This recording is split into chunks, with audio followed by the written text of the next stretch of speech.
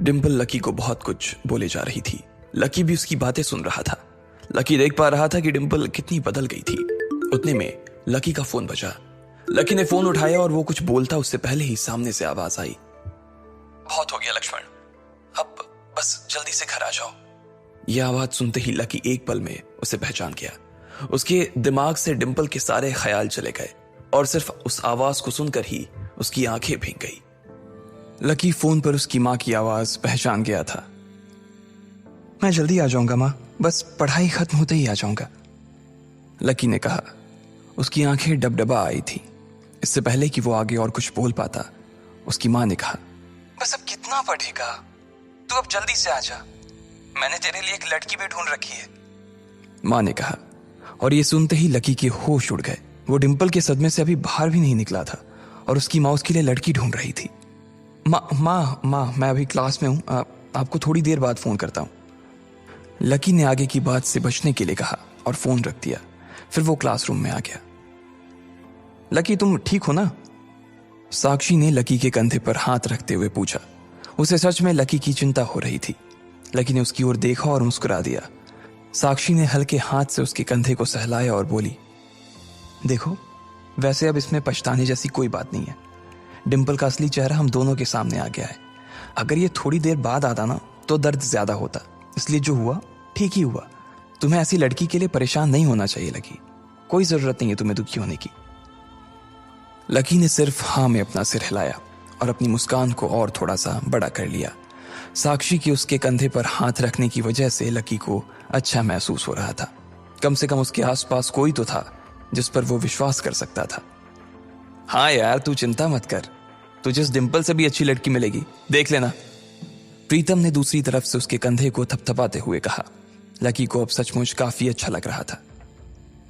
अच्छा चलो आज हम तुम्हारे आजाद होने का ना जश्न मनाते हैं। मैं अपनी तरफ से तुम्हें ट्रीट दूंगी। कॉलेज के बाहर कहीं चलें? कैंटीन का खा खा करना मैं बोर हो गई हूं, साक्षी ने कहा। हाँ यार कैंटीन से तो मैं भी बोर हो गया हूं, प्रीतम ने कहा। साक्षी ने उसे घूर कर देखा और बोली, अबे तुम्हें कौन ले जा रहा है? यह सुनते ही प्रीतम को झटका सा लग गया। वो जानता था कि साक्षी बहुत ही साफ और सपाट बात करने वाली लड़की थी, लेकिन एक दिन वो उसकी इसी साफगोई का शिकार हो जाएगा, उसे अंदाजा नहीं था। नहीं मैं तो खुद भी नहीं जा रहा था यार, मुझे तो निम्मी से मिलने के लिए जाना था। मैं तो बस बता रहा था कि मैं भी बोर हो गया हूं कैंटीन का खा खा कर, प्रीतम ने अपनी ओर से सफाई देते हुए कहा। हाँ लेकिन ट्रीट तुम मुझे नहीं, मैं तुम्हें दूंगा, पर आज नहीं किसी और दिन।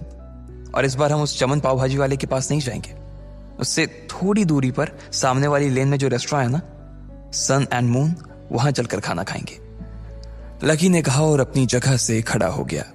साक्षी ने जब उसके मुंह से सन एंड मून का नाम सुना तो उसके कान खड़े हो गए। उसे उम्मीद नहीं थी कि लकी को डिम्पल के जाने के बाद इतना बड़ा झटका लगेगा। जितना पैसा लकी 10 दिन में कमाता था, साक्षी ने सुना था कि सन एंड मून में उतना पैसा सिर्फ एक बार में ही पूरा हो जाता था। उसे विश्वास नहीं हो रहा था कि लकी इतना बड़ा कदम उठा लेगा।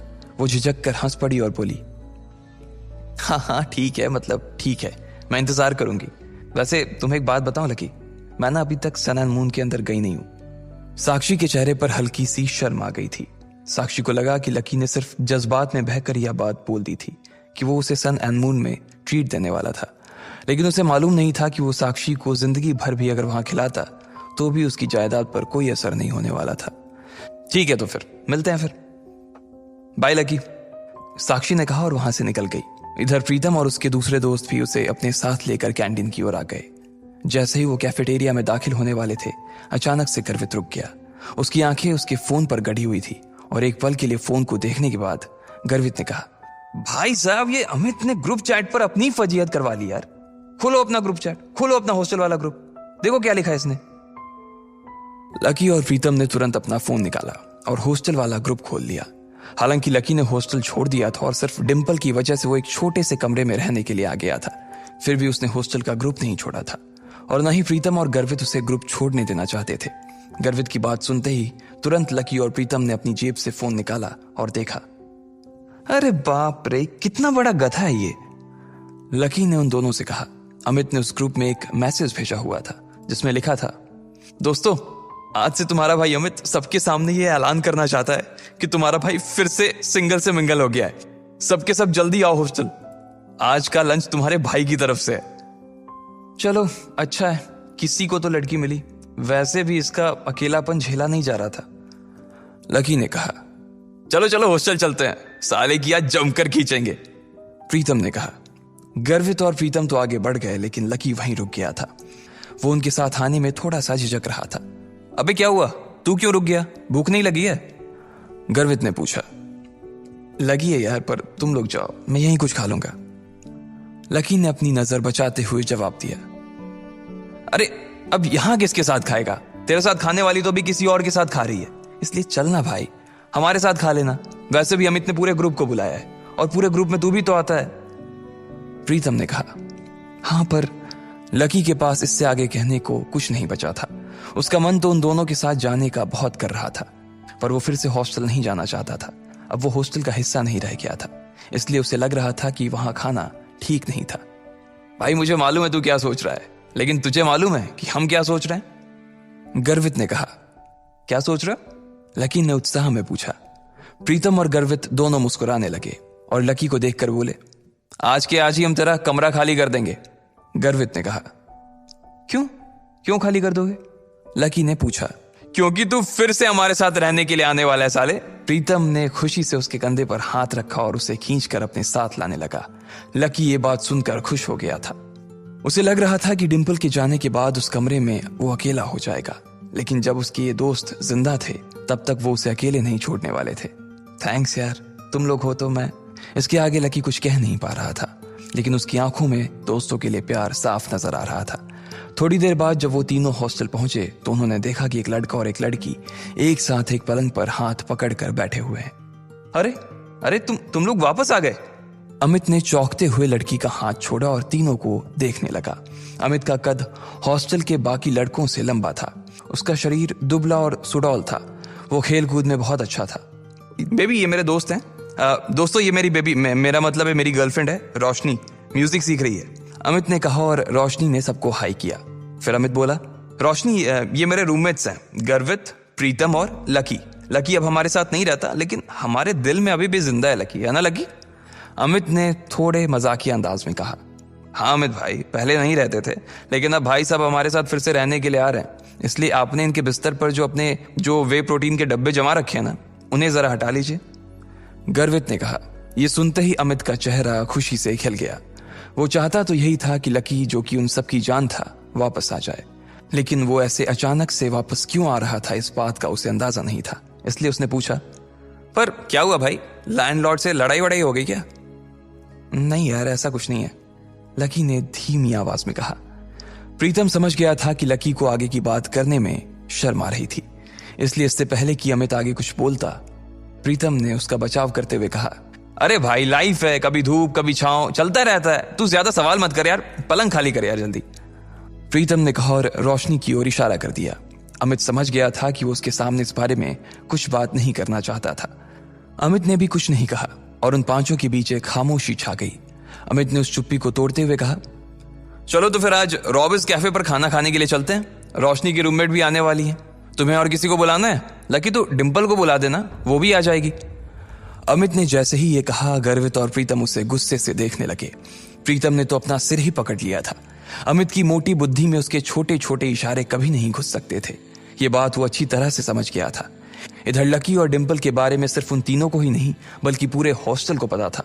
अमित को यह बात मालूम थी कि लकी डिंपल को कभी किसी अच्छी जगह खाने पर नहीं ले जा पाता था, इसलिए उसने सोचा कि उसको ये मौका भी वो अपनी तरफ से ही दे दे। अब इससे पहले कि प्रीतम लकी की घाव को ढकने की कोशिश करता, उसने खुद ही उसे कुरेदते हुए कहा, अमित मैं और डिंपल अब साथ नहीं है यार। तुम और डिंपल साथ नहीं हो मतलब? ये कब हुआ यार, और कैसे? अमित ने लकी से पूछा। उसका मुंह सवाल पूछने के बाद भी खुला का खुला ही रह गया था।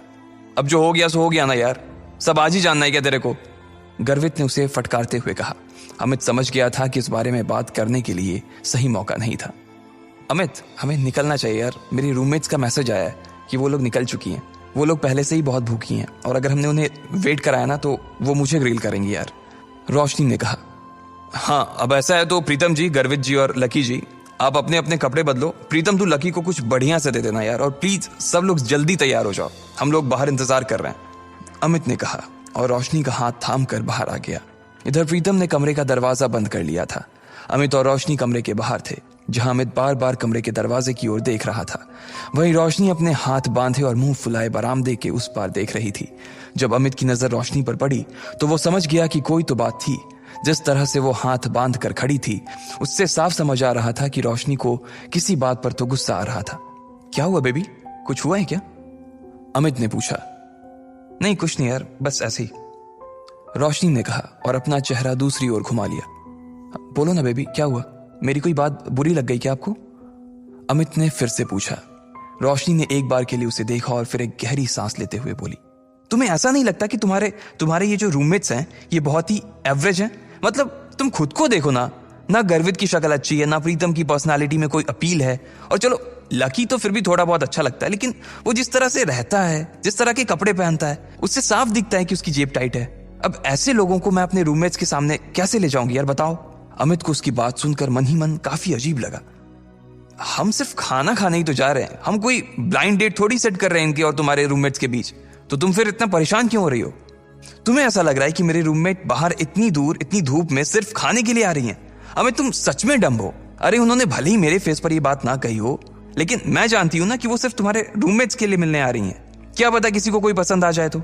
मैंने तुम्हारी फोटो दिखाई थी, तुम्हें देखते ही सबकी जुबान ऐसे ही लपलप होने लगी थी, और उन्हें लगा कि तुम्हारे रूममेट्स भी तुम्हारे जैसे ही होंगे, इसलिए वो भी मुझे उन सबको भी खाने पर लाने के लिए कह रही थी। रोशनी ने चिढ़ते हुए कहा। हाँ बेबी सॉरी, मुझसे गलती हो गई, मैंने तुम्हें बताया नहीं कि मेरे रूममेट्स बायोलॉजी सेक्शन से हैं। अमित ने कहा। असल में वो था सपोर्ट कोटा से, लेकिन वहां पर जगह नहीं थी, इसलिए उसे लकी की डोरमेट्री में शिफ्ट कर दिया गया था। अब इससे मैं क्या करूं? तुम ये सब मुझे अब बता रहे हो।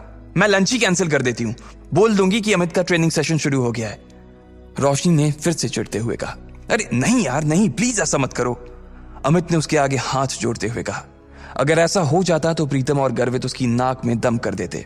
वो दिखता पहलवान सा था, लेकिन उसे इन दोनों से बहुत डर लगता था। तो फिर ठीक है, अब वहां इनके साथ जो कुछ होगा ना, उसके लिए तुम मुझे ब्लेम मत करना प्लीज, रोशनी ने कहा। और इससे पहले कि अमित उससे आगे कुछ कह पाता, रोशनी का फोन बज उठा। हेलो, हाँ कोयल, अच्छा तुम लोग पहुंच गए? हाँ, इतनी भी क्या जल्दी है यार, जब तुम मिलोगे तो खुद ही देख लेना। अच्छा तुम्हारे सिर पर चोट? अच्छा ठीक है, हम बस आ ही रहे हैं, रोशनी ने कहा और फोन रख दिया। ये कोयल वही कोयल थी जो आज सुबह ही लकी से बैंक में टकराई थी। वो रोशनी की बहुत अच्छी दोस्त थी और इन सब में सबसे अमीर। इतने में गर्वित, प्रीतम और लकी कमरे से बाहर आ गए। इधर 3 सुंदर सी बन ठन के आई हुई लड़कियां एक टेबल पर पहले से ही बैठी हुई थीं। उनकी शक्ल, सूरत और कपड़े देखकर ये पता चल रहा था कि वो पैसे वाले घरों से थी। उनमें से एक लड़की का चेहरा छोटा और गोल सा था, आंखें बड़ी बड़ी और चमकीली सी थी। उन तीनों में सबसे सुंदर वही थी। कोयल, तुम्हारे सिर पर लाल सा क्या लगा हुआ है? कहीं कोई चोट वोट लगी थी क्या? एक लड़की ने कोयल से पूछा। कोयल ने तुरंत अपना फोन निकाला और फिर अपने सिर पर लगी चोट को देखने लगी और कहा, हाँ यार, आज सुबह मैं अपने पापा के साथ न्यू सिटी बैंक गई हुई थी, तो वहां पे एक गधे से टकरा गई। इतना बेवकूफ आदमी ना मैंने अपनी जिंदगी में नहीं देखा। मन तो कर रहा था उसका मुंह नोच लूं, कोयल ने कहा। अब इधर कोयल लकी को कोस रही थी, जबकि दोनों इस बात से अनजान थे कि फिर से उनका सामना होने वाला है। आखिर क्या धमाका होगा जब कोयल और लकी फिर से एक दूसरे के सामने आएंगे? क्या वो लकी की इंसल्ट करेगी, वो भी उसके दोस्तों के सामने, या फिर लकी उससे इस बार जवाब देगा? इन सारे सवालों के जवाब अगर आप जानते हैं तो कमेंट बॉक्स में कमेंट करके हमें भी बताएं, और आगे की कहानी के लिए सुनते रहें लखपति, सिर्फ पॉकेट FM पर।